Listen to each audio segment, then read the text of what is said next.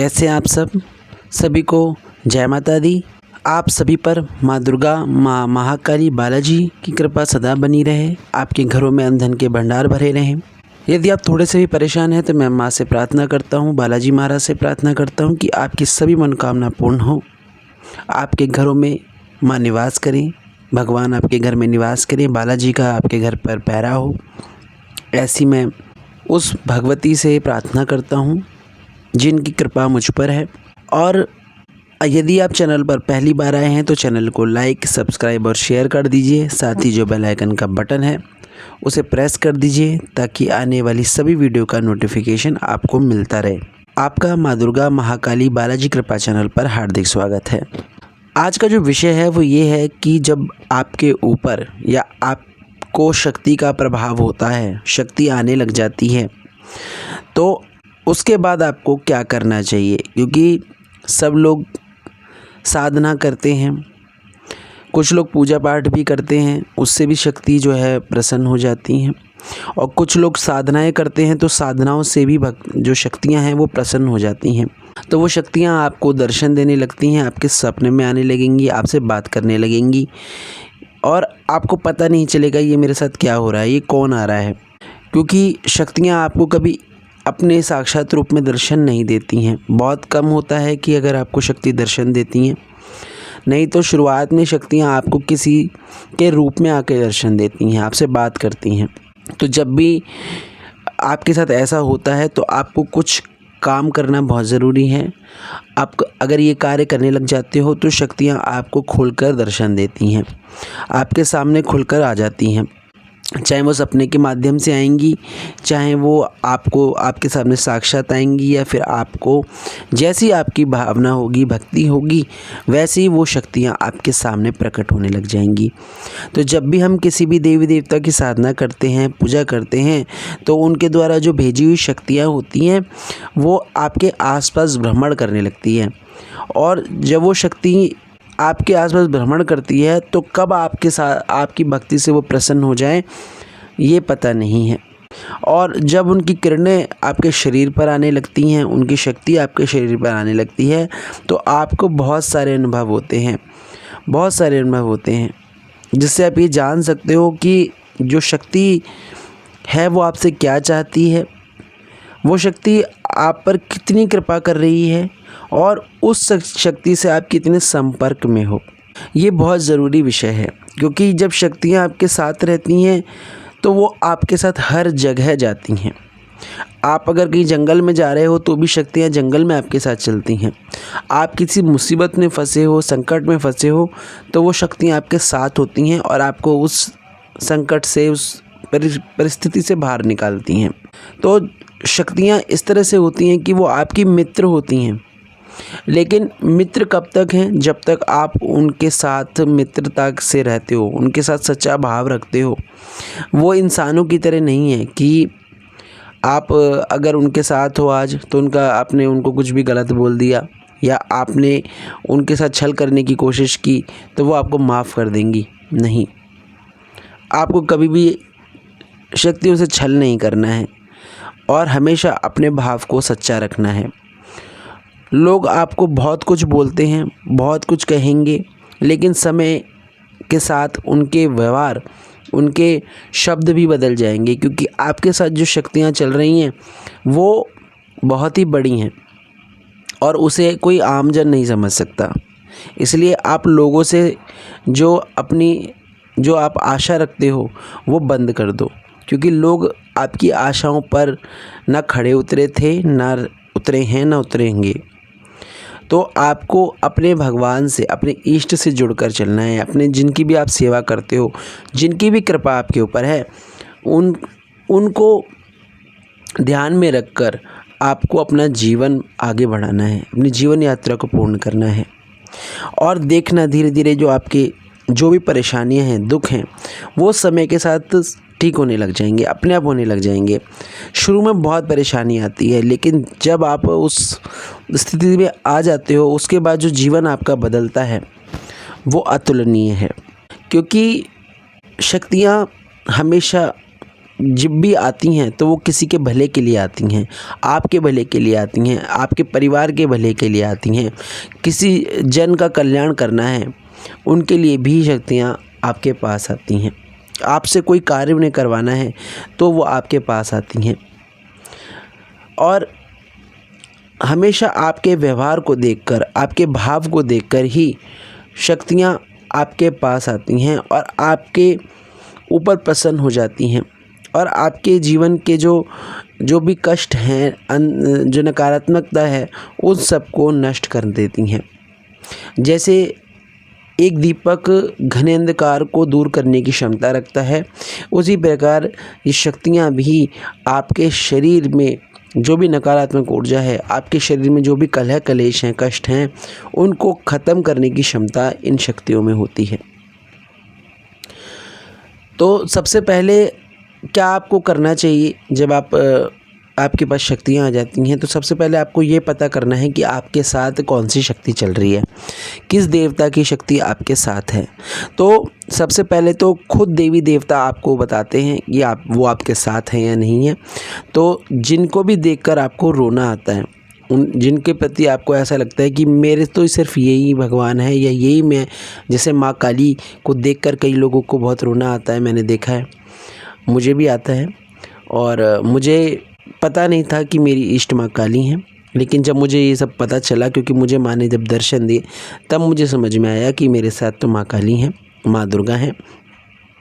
तो मैं उनकी सेवा फिर करना मैंने शुरू किया, क्योंकि मेरे पे जिनकी कृपा थी, उनकी कृपा ही मुझे आगे बढ़ा रही थी।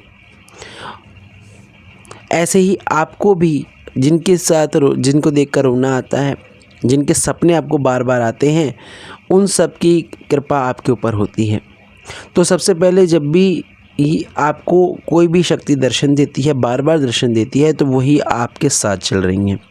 तो आपको क्या करना है, आपको विशेष स्थान देना है अपने मंदिर में, और उनकी नियमित आपको पूजा करनी होती है। यानी आपको कम से कम उनकी आरती, उनके स्तोत्रों का पाठ करना बहुत ज़रूरी है। अगर आप शुरू करना चाहते हो तो आप स्तोत्र पढ़ना शुरू करो, आप चालीसा पढ़ना शुरू करो, आप उनकी आरती शुरू करो। तो आप देखोगे धीरे धीरे आपके जीवन में जो सकारात्मकता है वो बढ़ने लग जाएगी। आपको ऐसा लगेगा जैसे कि मेरे अंदर से कोई बोझ है वो हल्का हो गया है। तो आपको अपने मंदिर में भी उनको स्थान देना है और अपने मन में भी उनको बहुत आदर देना है। आपको ये नहीं सोचना कि दुनिया उनके बारे में क्या कहती है। जैसे कि लोग माँ काली को बहुत गलत बोलते हैं, है ना। लेकिन अगर कोई सच्चा भक्त है माँ का, तो वो क्या कहेगा, माँ काली के बारे में कोई कितना भी बुरा बोले, लेकिन वो कभी भी उस बात को ना सुनेगा ना बोलेगा। वो क्या करेगा, इस कान से सुनेगा, इस कान से निकालेगा। तो वही आपको करना है। तो ये होते हैं सच्चे भक्त के लक्षण, जिनके साथ शक्तियाँ होती हैं। दूसरा, आप क्या कर सकते हो, जब आप पर कृपा होती है तो या शक्ति आपके पास है, तो आपको उन देवता की जिनकी शक्ति आपके ऊपर, जैसे माँ काली की शक्ति है तो उनके सिद्धपीठ मंदिर, शक्तिपीठ मंदिर जाना शुरू करो। अगर आपके साथ भोले बाबा की शक्ति है, आपको नियमित मंदिर जाना चाहिए, शिवलिंग को आपको स्नान कराना चाहिए, या आपके घर में कोई शिवलिंग है उनको स्नान कराओ, और मंदिर आपको ज़रूर से जाना है शिव जी के। ऐसे ही आप हनुमान जी के भक्त हो, बालाजी महाराज के भक्त हो, तो बालाजी के लिए आपको क्या करना है, मंगलवार शनिवार का नियम बनाइए। ये मंगलवार शनिवार हम हनुमान जी की आरती करेंगे, चालीसा करेंगे और उनके मंदिर जाएंगे और उनको भोग लगाएंगे। इतना ही आप अगर करेंगे तो आप देखोगे धीरे धीरे आपके जीवन में खुद बदलाव आने शुरू हो जाएंगे, और आपसे लोग भी प्रभावित होंगे, और आपके आसपास जो भी नकारात्मक ऊर्जाएं हैं वो नष्ट होना शुरू हो जाती हैं। तो ये चीज़ें बहुत ज़रूरी हैं, क्योंकि आज के ज़माने में तंत्र मंत्र बहुत ज़्यादा फैला हुआ है, और हर व्यक्ति, आप एक घर छोड़कर भी आप एक घर देखेंगे तो वहाँ पे ये सब चीज़ें हो रही हैं। चाहे आप शहर में रह रहे हो, चाहे आप गांव में रह रहे हो, हर जगह आपको ये चीज़ देखने को मिलेगी। तो इनसे बचने का यही उपाय है कि आप अपने देवी देवता जिनकी आप सेवा कर रहे हो, जिनके आपको दर्शन होते हैं, उनकी आपको सेवा करनी शुरू करनी होगी। तो आप देखोगे आपके घर में इन चीज़ों का जो प्रभाव है वो खुद ब खुद अपने आप ही कम होना शुरू हो जाएगा। आप जब उन देवी देवताओं के मंदिर जाना शुरू कर देते हो, जैसे माँ काली के मंदिर जाना शुरू कर देते हो, तो माँ काली की जो ऊर्जाएं हैं वो आपकी शक्ति से, जो आपने शक्ति अपने तप से जो इकट्ठी करी है उसके साथ मिलने लग जाती हैं। और जब वो मिलती हैं तो एक बड़ी शक्ति का स्वरूप लेती हैं। और जब वो आपके साथ चलती हैं तो आपको बहुत सारे अनुभव कराती हैं, आपके आसपास का वातावरण बदल देती हैं, शुद्धता आपके जीवन में आने लग जाती है और आपके जीवन में अब किसी भी जानवर के प्रति दया भाव आना शुरू हो जाएगा। आप किसी गरीब को देखोगे या किसी असहाय व्यक्ति को देखोगे तो आपको उनके प्रति जो है लगाव होने लग जाएगा, दया भाव होने लग जाएगा। उनका आप कोशिश करोगे कि मैं इसको कोई उपाय बता दूं या इसकी कोई मदद कर सकूं तो वो मैं कर दूं। जब ये भाव आपके अंदर आने लग जाए और आपको अपनी शक्तियों के दर्शन होते हैं तो समझ लीजिए आपके ऊपर बहुत बड़ी कृपा है। आपको और क्या करना चाहिए, जब आपके ऊपर अपने देवता की शक्ति है और उनकी कृपा है तो उसका सदुपयोग करें, उसका दुरुपयोग नहीं करना है। तो आपको उनके नाम से क्या करनी है, आपको विशेष भेंट देनी होती है। विशेष भेंट कैसे, जैसे माँ दुर्गा की शक्ति है आपके साथ है तो आपको मंदिर में जाना है, लाल चुनरी, नारियल, अरदास, जो आपकी इच्छा हो, जो आपकी शक्ति हो, मिठाई आपको ज़रूर भोग लगानी चाहिए मंदिर में जाकर। जो भी सिद्धपीठ मंदिर है या तो वहाँ जाएं या आसपास आपका कोई मंदिर है वहाँ आपको ज़रूर जाना चाहिए। ऐसे आप माँ काली की कुछ सेवा करते हो तो आपको माँ काली के लिए कोई भी, जैसे मीठा पान, पेड़ा है ना, ये भोग में आपको ज़रूर माँ को भोग में लगाना चाहिए। माँ को लाल चुंदरी, काली चुंदरी आप अर्पित कर सकते हो। और अरदास, जैसे कि आप अरदास लगा सकते हो माँ की। और ये अरदास आपको अगर आपके पास आप मंदिर में लगाना चाहते हो तो आप किसी गरीब को भी दे सकते हो या आप उससे किसी गरीब को भोजन करवा सकते हो। तो देखना आपके जो भाग हैं वो खुलने शुरू हो जाएंगे, आपको शक्तियाँ दर्शन देना शुरू कर देंगी।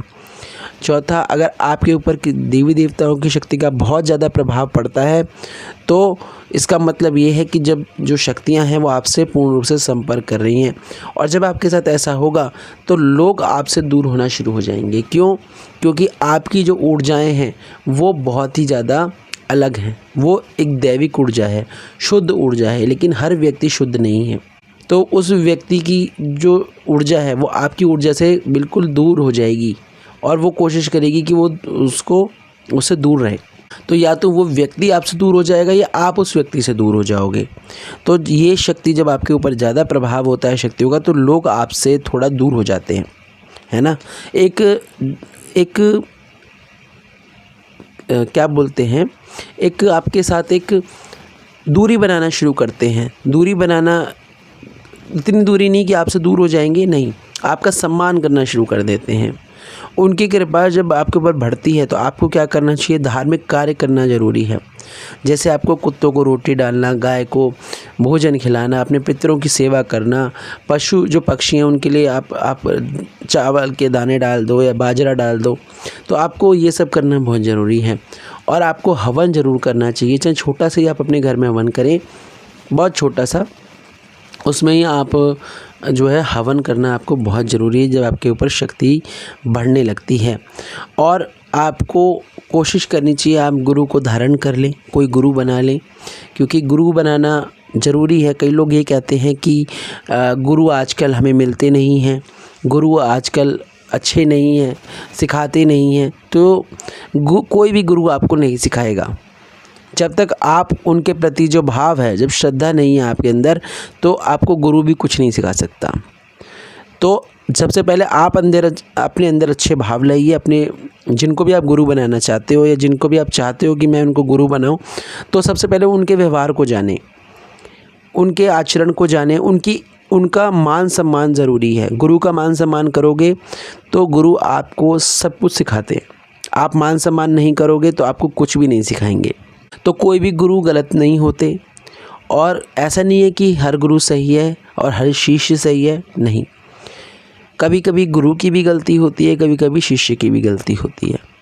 तो जब भी ऐसा होता है और आप जानते हो कि हमारे गुरु अच्छे हैं, गलती हो सबसे होती है और ऐसे गुरु को देखना चाहिए। अगर शिष्य गलत है, अगर वो ठीक हो सकता है तो उसे सही मार्ग पर लाना गुरु का कार्य होता है। और शिष्य को भी अपने गुरु का हाथ इन छोटी छोटी बातों पर नहीं छोड़ना चाहिए और ना ही किसी वजह से भी गुरु का अपमान करें, गुरु के सामने गुरु की निंदा करें आप किसी के भी आगे, ये गलत है। तो आपको कभी गुरु कृपा प्राप्त नहीं होगी, और जब आपको गुरु कृपा प्राप्त नहीं होगी तो शक्तियाँ भी धीरे धीरे आपसे दूर हो जाएंगी। इसलिए इस चीज़ का विशेष ध्यान रखें। तीसरा, जब शक्ति आपके पास आती है तो आपको अपने व्यवहार को शुद्ध रखना ज़रूरी है। निंदा करने से बचना है, छल कपट करने से बचना है, और आपके साथ जो भी छल कपट कर रहा है, कुछ भी कर रहा है, तो आप उसके बीच में ना आए। ये उसके कर्म हैं जिसका दंड उसे मिलेगा। आपको बीच में नहीं आना है। बहुत सी चीज़ें आपको कोशिश करेंगी कि आप उनको भी जवाब दें, उनके साथ छल करें, कपट करें, लेकिन ये नहीं करना है, वरना उसका दंड आपको मिलेगा। अपने खान पान को सुधार करना बहुत ज़रूरी है। अपने खान पान में आप सुधार नहीं करेंगे तो शक्तियाँ आपके पास नहीं आएंगी और चली जाएंगी। तो अपने आचरण को बहुत अच्छा रखना है, अपने खान पान को सही रखें। शुद्धता अपने व्यवहार में, अपने शरीर में तो आप शुद्धता रखते ही हैं, अपने मन में भी शुद्धता रखना शुरू कर दीजिए, और धीरे धीरे देखेंगे कि आपके अंदर सकारात्मक शक्तियाँ आने लग जाएंगी, व्यवहार आपका अच्छा हो जाएगा। तो आशा करता हूँ आपको ये वीडियो पसंद आया होगा। कमेंट बॉक्स में जय माँ दुर्गा, जय माँ काली, हर हर महादेव, राधे राधे ज़रूर लिखना। नई वीडियो में नई जानकारी के साथ फिर मिलेंगे। जय माता दी।